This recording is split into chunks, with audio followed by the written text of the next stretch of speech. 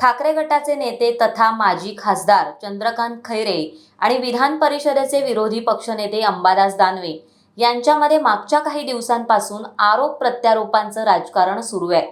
दोघांकडूनही एकमेकांवर टीका करण्यात येते। त्यामुळे छत्रपती संभाजीनगर जिल्ह्यातील ठाकरे गटातील अंतर्गत वाद चव्हाट्यावर आलाय।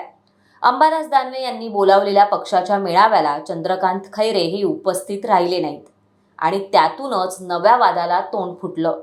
आपल्याला मेळाव्याला बोलवण्यात आलंच नव्हतं असा दावा चंद्रकांत खैरे यांनी केला।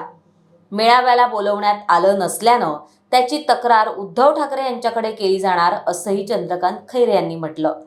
अंबादास दानवे हे स्वतःला खूप मोठे समजतात, पण त्यांचं पद आणखी 2 ते 4 महिनेचे ते फक्त काड्या करतात अशी टीका देखील चंद्रकांत खैरे यांनी केली आहे।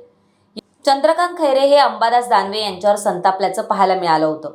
छत्रपती संभाजीनगरमधील हाच वाद विकोपाला गेल्यानं ठाकरेंनी खैरेंना भेटीसाठी बोलावलं आणि त्यांची तक्रार ऐकून घेतली। त्यानंतर या दोन्ही नेत्यांनी एकत्र येत मनोमिलन झाल्याचे संकेत दिलेत। आज नाशिकमध्ये ठाकरे गटाचं निर्धार शिबिर आहे।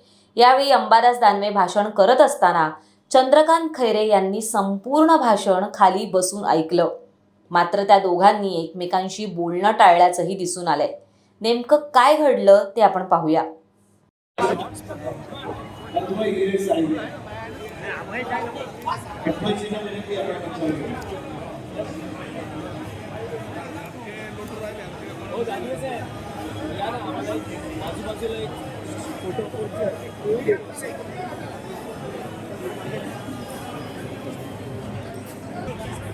अशोक कुमार आणि योगेश गोटे यांच्याकडून सन्मानित करण्यात येईल।